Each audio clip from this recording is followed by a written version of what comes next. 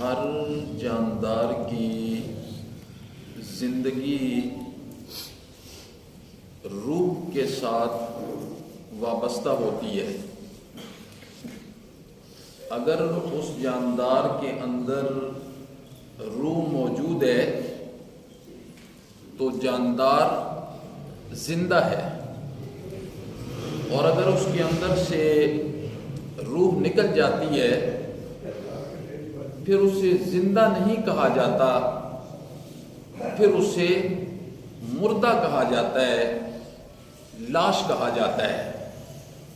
ظاہری جسامت کے اعتبار سے بالکل جس طریقے سے انسان کی ظاہری زندگی روح کے ساتھ وابستہ ہے،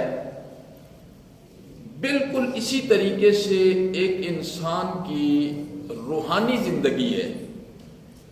روحانی زندگی بھی انسان کی روح کے ساتھ وابستہ ہوتی ہے۔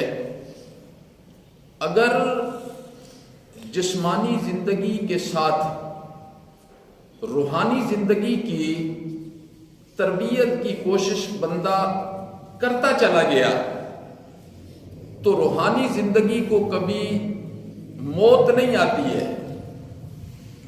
اگر روحانی زندگی کی بندے نے تربیت کی فکر کی اور اس روح کے مطابق اپنی روح کی تربیت کرتا رہا روحانی اعتبار سے، تو اسے موت کبھی نہیں آئے گی۔ بس جہاں اس کا منتقل ہوگا، اس جہاں سے منتقل ہوا اس جہاں پہ چلا گیا۔ اب روحانی زندگی کی روح کیا ہے؟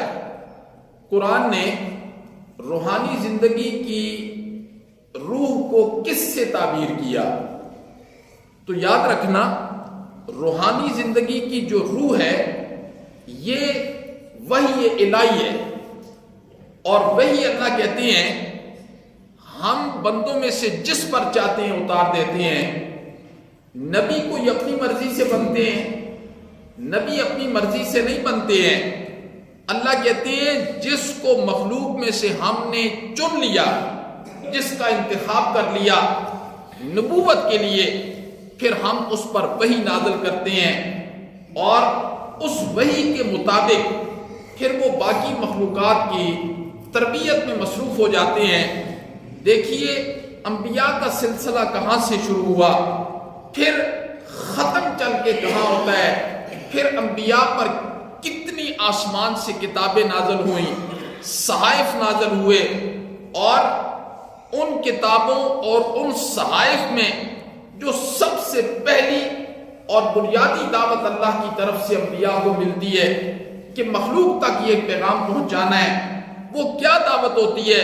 وہ دعوت ہوتی ہے لا الہ الا اللہ، کہ مخلوق کو میں نے زبان کی نعمت سے مزین کر دیا ہے، اور مخلوقات میں جو بندہ اس زبان کے ساتھ اس کلمے کی ادائیگی دل کے ساتھ کر دے گا، لا الہ الا اللہ محمد الرسول اللہ۔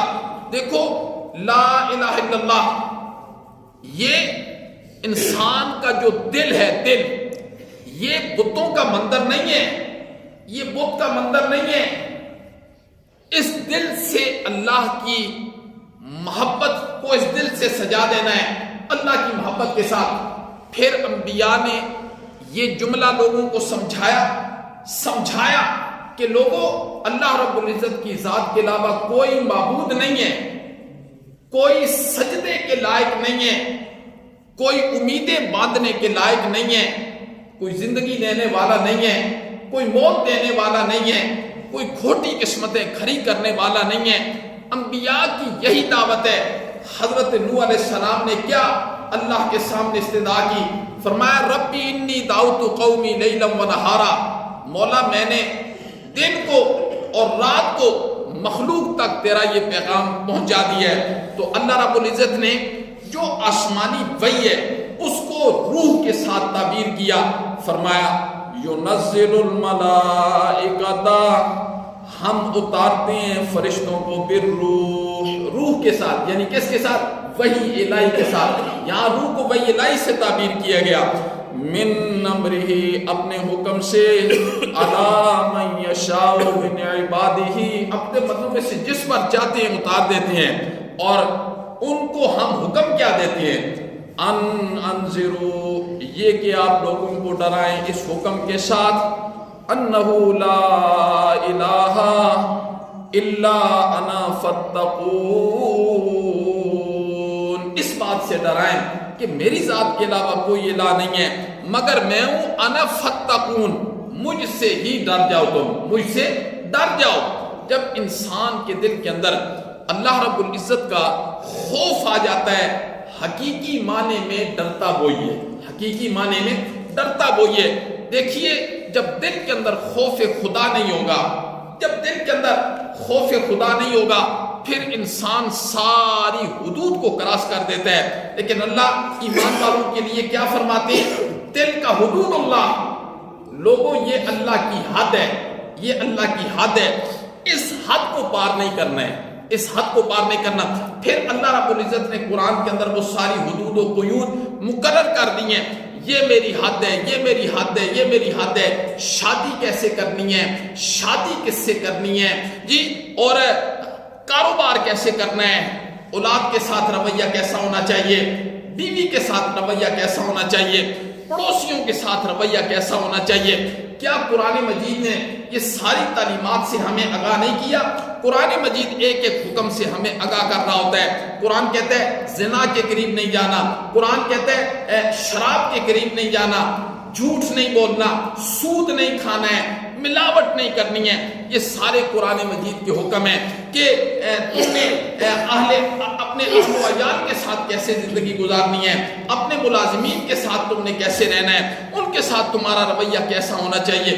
تو قرآن مجید سورۃ النساء کھول کر دیکھ لیں، معاملات سے بھری پڑی اللہ رب العزت نے ایک ایک چیز کا حکم دیا، تو فرمایا تلک حدود اللہ، یہ اللہ کی حدیں ہیں۔ تو ظاہر بات ہے اللہ کا خوف دل میں کیسے آئے گا؟ سب سے پہلی سیڑھی جب درست ہوگی، اور سب سے پہلی سیڑھی کیا ہے؟ لا الہ الا اللہ۔ اللہ بتانا یہ چاہتے ہیں میرا بندہ تیرا کوئی معبود بھی ہے، تیرا کوئی خالق بھی ہے، جس نے تجھے بڑے گندے اور ذلیل پانی سے وجود بخشا ہے، تجھے زندگی عطا کی ہے، اور پھر تیری زندگی کو جی رب کسے کہتے ہیں؟ الحمدللہ رب اللہ۔ رب کا اردو میں تو معنی ہی نہیں ہے جو رب کے مفہوم کو ادا کر سکے جی۔ مفسرین معنی کر دیتے ہیں پالنے والا، کیا مطلب؟ منزل بمنزل، سیڑھی بسیڑھی، پیدائش سے لے کر موت تک کائنات کی جس جاندار چیز کو زندگی کے جس موڑ پر جس چیز کی ضرورت ہوتی ہے اس کو فراہم کر دینا، اس کو رب کہا جاتا ہے۔ اس کو کیا کہا جاتا ہے؟ رب کہا جاتا ہے۔ تو انبیاء کا بنیادی جو لوگوں کو ایک پیغام تھا وہ یہی پیغام تھا، لا الہ الا اللہ۔